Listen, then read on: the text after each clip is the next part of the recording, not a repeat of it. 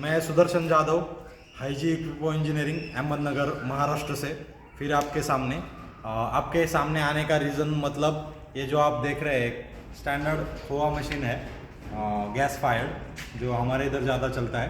तो वो मशीन के बारे में मुझे बहुत से सवाल आ रहे थे, तो उसके लिए कुछ थोड़ी बहुत क्वेरी अब इस वीडियो के द्वारा सॉल्व करनी थी।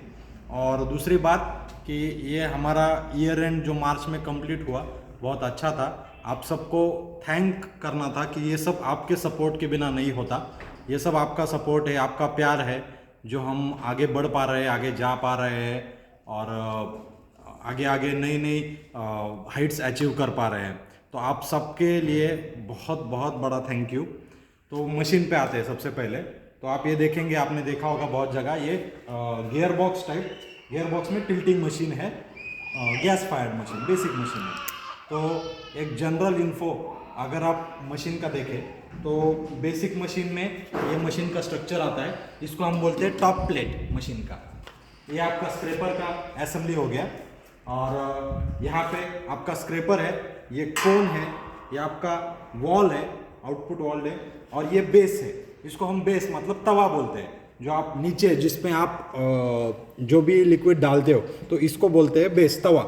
तो ये एसएस में आता है, एमएस में आता है। बेसिक जो हो रहा है एक्चुअली मार्केट में जो चीज़ आ रहा है उसमें आपको मशीन का एक ही सिंगल प्राइस बोला जा रहा है, जहाँ तक मेरे को आइडिया है। और बहुत ही थोड़ी स्टैंडर्ड कंपनियां हैं जो एमएस बेस, एसएस बेस, अभी बेसिक फिर से हम चालू करें। एमएस बेस, एसएस बेस बोले तो, एमएस बोले तो माइल्ड स्टील, लोहे का बेस, और एसएस बोले तो स्टेनलेस स्टील का तवा। तो ये जो मशीन है ये दोनों वेरिएंट में आती है और वाइडली बहुत ज़्यादा मार्केट में ये लोहे का बेस करके इस्तेमाल किया जाता है, ठीक है। और कोई अगर रिक्वायरमेंट दे तो उसके हिसाब से ये एसएस बेस में बनाया जाता है, या फिर हाइजीनिक मशीन बोलते हैं उसको। उसमें कभी कभी ये जो टॉप प्लेट है ये एमएस का है, ये भी एसएस का डालते हैं, इसका रिक्वायरमेंट नहीं है। मेन आपका ये प्रोडक्ट कॉन्टैक्ट यहाँ है, इस वेसल में आप जो भी प्रोडक्ट बनाने वाले हो, तो ये इंपॉर्टेंट है। तो ये स्ट्रक्चर हुआ, आपका गैस कनेक्शन यहाँ पे आया। नीचे ये आप दोनों बर्नर देख पाएंगे, ये बर्नर है, ये आपका टिल्टिंग का गियर बॉक्स है। यहाँ देखिए, इसमें भी टिल्टिंग जो आ रहा है, अभी आपको मैं टिल्टिंग करके दिखाता हूँ मशीन। ये देखिए, इसको सिंपल, ये लॉक है, आपने ये लॉक निकाल दिया, लॉक निकाल के ये मशीन सिर्फ ये देखिए आसानी से ऐसे गियर बॉक्स जैसे जैसे घुमाएंगे वैसे वैसे ये मशीन टिल्ट होता जाएगा। अभी टिल्टिंग का ये भी सवाल आता है कि टिल्टिंग का जरूरत क्यों है। जो भी आप माल बना रहे हो, मावा बना रहे हो या आप कलाकंद, पेड़ा, बर्फी जो भी बना रहे हो, तो एग्जैक्ट उसी टाइम पे सबका सब माल जल्दी खाली हो जाए, इसके लिए टिल्टिंग का जरूरत होता है। इसमें भी टिल्टिंग में दो ऑप्शन आते हैं। ये गियर बॉक्स वाला आया, गियर बॉक्स में क्या है कि फ्रीडम है, आपको जिस पोजीशन पे चाहिए उस पोजीशन पे ये रुक गया, खत्म हो गया इसका बात, ओके, आप फ्री हो सकते हैं।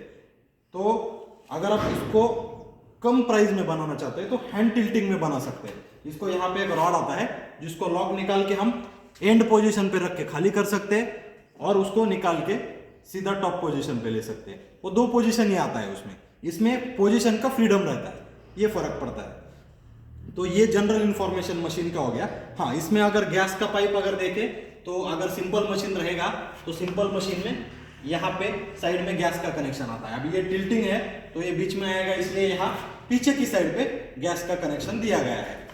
तो इसमें सबसे इम्पोर्टेंट चीज़, हमें बहुत बार सवाल आते हैं कि ये एमएस एसएस क्या होता है। तो ये मैंने आपको समझा दिया कि ये बेस में फ़र्क होता है, और ये जो बेस में फ़र्क आता है, मटेरियल का फ़र्क आता है, इसकी वजह से ही प्राइस में फ़र्क होता है, ठीक है। जो आपको लोहे का बेस यानी एमएस का बेस बोला जाएगा वो मशीन सस्ता आएगा, ठीक है, और जो मशीन एसएस बेस में आएगा यानी स्टेनलेस स्टील का बेस आएगा वो महंगा आएगा। अभी दूसरा सवाल उसके बाद लोगों का बहुत ज़्यादा रहता है कि ये स्टेनलेस स्टील में जलने का तो डर नहीं रहेगा, लगने का तो डर नहीं रहेगा।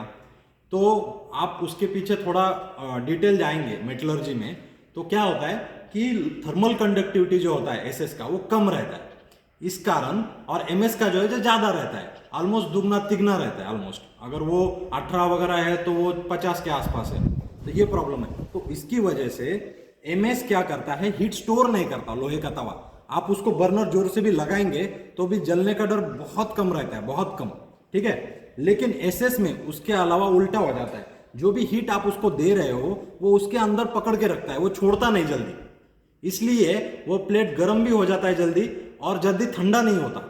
इसकी वजह से लगने का डर जो है, आप जो बहुत बार ये डाउट आता है कि एसएस में लगेगा तो नहीं लगेगा, तो उसके लिए सॉल्यूशन ये है कि आपको बर्नर कंट्रोल में रखना है। क्या हो गया है कि एमएस का मशीन इस्तेमाल कर करके हमें वो आदत हो गई है कि बर्नर को कंट्रोल ही नहीं करना है, उसको फुल चला देना है और मशीन चालू रखना है, और अगर नहीं हो गया तो वो मैन्युफैक्चरर का गलती है कि वो लग रहा है नीचे। तो ऐसा नहीं है, आपको बर्नर अगर कंट्रोल करेंगे वो कितना गर्म है, कहाँ तक आया है, और इवन आप अगर बर्नर बंद करेंगे तो भी तवा बहुत देर बाद गर्म रहता है देर तक। ये इसमें इशू आता है। तीसरी बात और एक इसमें आता है कि ये प्रोडक्ट कॉन्टैक्ट ये 304 है, 202 क्या है, तो जो प्रोडक्ट कॉन्टैक्ट एरिया बोले तो ये कोन, ये आपका तवा, ये आपका स्क्रेपर, ये स्प्रिंग से लेके इवन स्प्रिंग भी आपका, ये जो भी आपके प्रोडक्ट में डूबा रहता है, इसको बोलते हैं product contact area. Product contact area 304 में आता है, SS 304 में, हाइजीनिक जो मिनिमम रिक्वायरमेंट है डेयरी में। और बाकी जो स्ट्रक्चरल मटेरियल है, स्ट्रक्चरल मटेरियल में क्या आएगा आपका, ये नीचे का स्ट्रक्चर आया, ये टिल्टिंग का स्ट्रक्चर है, ये आपके पाइप है बाहर, तो ये सब SS 202 में आता है, स्ट्रक्चरल मटेरियल है जो वाइडली इंडस्ट्री में यूज होता है, 202 और 304, जो आपने लेम भाषा में बहुत जगह सुना होगा। तो जो भी आप मशीन खरीदे तो ये इंफॉर्मेशन, बेसिक इंफॉर्मेशन आपके बहुत काम आएगी कि उसमें अभी ये आप फिर से एक बोला था कि ये टॉप प्लेट भी एसएस का आता है, वो कहाँ इस्तेमाल होता है, तो जहाँ लैब है, फार्मा का काम है, बराबर है, या बहुत अच्छी फूड कंपनी जो उनको ऑडिट्स है, उनको एमएस लाना ही नहीं है, वो केस में। और हर बार जिस टाइम आप एसएस ऐड करता जाओगे, बेसिक मशीन 60,000 में या 80,000 में XYZ आता है एक मशीन समझ लो, तो उसमें अगर आप लोहे की जगह एसएस का बेस करो बदलोगे तो वो खर्चा अलग आएगा। उसके जगह आप टॉप प्लेट भी एसएस का कर दोगे और खर्चा बढ़ेगा, आप उसमें टिल्टिंग कर दोगे गियर बॉक्स और पैसा ऐड होगा। तो इस तरह आपका पाइलॉन हो जाएगा। तो आप जो भी मशीन खरीद रहे हो, आपका एप्लीकेशन क्या है, आप क्या काम कर रहे हो। एसएस का काम जो है मशीन, वो बेसिकली घी वगैरह करने में अच्छा रहता है। अगर आप रबड़ी, बासुंदी, मावा ये चीज़ बना रहे हो तो एमएस में चल जाता है, कोई प्रॉब्लम नहीं आता है। या फूड की कोई चीज़ हो, स्वीट्स बना रहे हो, कलाकंद, बर्फी, ये जो चीज़ें, इसमें क्या होता है जब आप एमएस में हीट करते हो तो एमएस उसमें उतरने लगता है, धीरे धीरे लोहा उतरने लगता है, आपको उसका टेस्ट अलग आता है, बराबर है। लेकिन ये प्रोडक्ट है, ये समझो ये हाइजीनिक रहता है, ये यूज़र फ्रेंडली नहीं है, बहुत लोग इसे कम इस्तेमाल करते हैं, कम जानते हैं, तो इसकी वजह से इसमें काम करने में थोड़ी दिक्कतें आती है और ये कॉस्टली भी होता है। तो ये जो मैंने पॉइंट बोले कि एमएस बेस, एसएस बेस, आपका टिल्टिंग, नॉन टिल्टिंग, आपको क्या प्रोडक्ट कॉन्टैक्ट एरिया है एमएस का, कुछ मैन्युफैक्चरर है जो नीचे पूरा बेस एमएस में बना देते हैं पाउडर कोटिंग में। तो आपका रिक्वायरमेंट क्या है, आप क्या बना रहे हो, आप प्रोडक्ट क्या बना रहे हो, उसके हिसाब से आपको ये मशीन चूज करना पड़ेगा। इसमें आप अगर स्वीट्स वगैरह करने जाएंगे तो उसमें भी नॉर्मल चेंजेस आते हैं, तो ये मशीन, यही मशीन में नॉर्मल थोड़े बहुत चेंजेस करके मशीन बनता है। तो ये था जनरल इन्फॉर्मेशन मशीन के बारे में।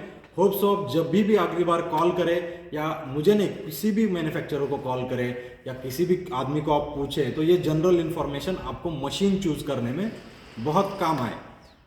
तो ऐसा ही सपोर्ट हमें बनाए रखिए और हम आपको ऐसा ही सर्विस और सपोर्ट देते रहेंगे इस वादे के साथ। Thank you.